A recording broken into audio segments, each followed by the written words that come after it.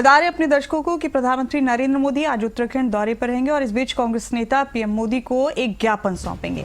Jolly grant airport पर पहुंचेंगे कांग्रेस नेता और बचाव कार्यों में तेजी और मुआवजा धनराशि के लिए ज्ञापन सौंपा जाएगा कांग्रेस नेताओं की तरफ से प्रधानमंत्री नरेंद्र मोदी।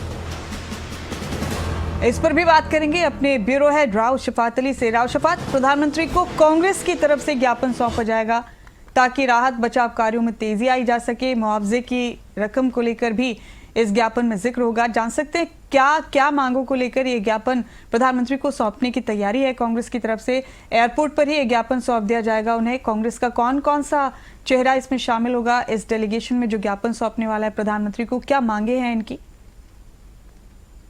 देखिए, प्रदेश जो अध्यक्ष है कांग्रेस के करण माहरा, वो तो मौजूद रहेंगे और दूसरे जो बड़े नेता हैं वो भी इसमें शामिल हो सकते हैं। तो ये ज्ञापन दिया जाएगा प्रधानमंत्री नरेंद्र मोदी जब उत्तराखंड में पहुंचेंगे, देहरादून जॉली ग्रांट पहुंचेंगे। तो कांग्रेस ने एक कार्यक्रम तैयार किया है कि विधानसभा के बाहर जो गेट है वहां जो कांग्रेस कार्यकर्ता है वो इकट्ठा होंगे और वहां से एक साथ जॉली ग्रांट के लिए चलेंगे और प्रधानमंत्री को एक ज्ञापन सौंपेंगे। क्योंकि विपक्ष पहले से ये आरोप लगाता रहा है कि जिस तरह से बचाव कार्य हुए हैं उसमें शिथिलता बरती गई है, उसमें कह सकते हैं कि एक लापरवाही बरती गई है। तो इसको लेकर के विपक्ष ने पहले से ही आरोप लगाए थे सत्ता पक्ष पर। लेकिन ये जो ज्ञापन है, इस ज्ञापन को देने का जो मकसद है कांग्रेस का वो ये कि राहत बचाव राशि को बढ़ाया जाए, तेजी लाई जाए बचाव कार्यों में।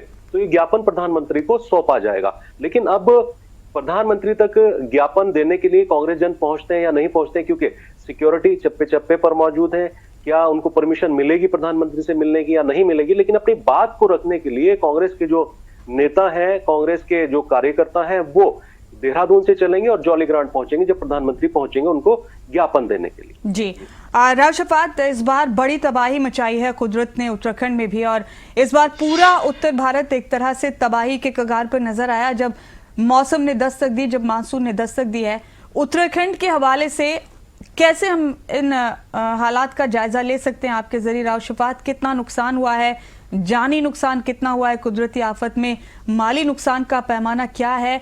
क्या कुछ आंकड़े अभी तक सामने आए हैं जिन्हें ऑफिशियल या बाज़ाब्ता आंकड़े कहा जा सकता है कि उत्तराखंड पर मौसम की मार ने ये असर डाला है? देखिए, क्योंकि अभी आकलन चल रहा है मुमताज, केंद्र सरकार की टीम भी मौजूद है उत्तराखंड में, राज्य सरकार की टीम भी लगातार आकलन कर रही है और ये बड़ा नुकसान हुआ है। और अभी प्राथमिक तौर पर राज्य सरकार ने केंद्र सरकार को जो मदद के लिए राशि के लिए अपील की है वो 5,700 करोड़ रुपए की है। लेकिन नुकसान अभी बहुत ज्यादा है। लेकिन प्राथमिकी के तौर पर ये राशि अगर केंद्र सरकार से राज्य सरकार को मिलती है तो जो मुआवजा देना है, क्योंकि राज्य सरकार अपनी ओर से मुआवजा दे चुकी है, केंद्र सरकार की ओर से भी मुआवजा दिया जाएगा। तो जो नुकसान हुआ है, क्षतिग्रस्त इलाके हुए हैं, बड़ी तबाही उन इलाकों में मची है, तो पुनर्निर्माण करने में राज्य सरकार को आसानी होगी। और क्योंकि आकलन अभी चल रहा है आधिकारिक तौर पर, तो जैसा मैंने जानकारी दी कि 5,700 करोड़ रुपए का एक बजट बना करके भेजा गया कि केंद्र सरकार मदद करे, और केंद्र सरकार ने आश्वासन भी दिया है कि केंद्र सरकार पूरी राज्य सरकार की मदद करेगी। लेकिन ये राशि और बढ़ सकती है, क्योंकि जब आकलन के सही आंकड़े आएंगे नुकसान कितना हुआ है, नुकसान बहुत ज्यादा है। क्योंकि मुख्य मार्ग टूटे हैं, दर्जनों पुल हैं, जो मुख्य पुल हैं वो टूटे हैं, जो आसपास के इलाकों के लिंक मार्ग थे वो टूटे हैं, पानी की जो लाइनें हैं वो क्षतिग्रस्त हुई हैं, बिजली पूरी तरह से बाधित हुई है। तो कुछ इलाके तो ऐसे हैं जहां बहुत ज्यादा नुकसान हुआ है। तो अभी पूरा आकलन के बाद राज्य सरकार, केंद्र सरकार की जो टीम बैठेगी, उसके बाद एक संपूर्ण आकलन आएगा, उसके बाद केंद्र सरकार को ये तमाम जानकारियां दी जाएंगी। जी, बहुत शुक्रिया राव शफात आपका मेरे साथ इस बातचीत में शामिल होकर उत्तराखंड के हवाले की तमाम तस्वीरें हमारे दर्शकों तक पहुंचाने के लिए।